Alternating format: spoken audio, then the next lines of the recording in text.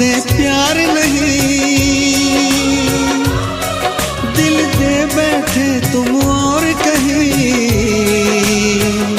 जुदा तो हमें होना है, हमें तो अब रोना है। हर लम्हा एक मजबूरी है, हर किस्मत में अब दूरी है। जुदा तो हमें होना है, हमें तो अब रोना है।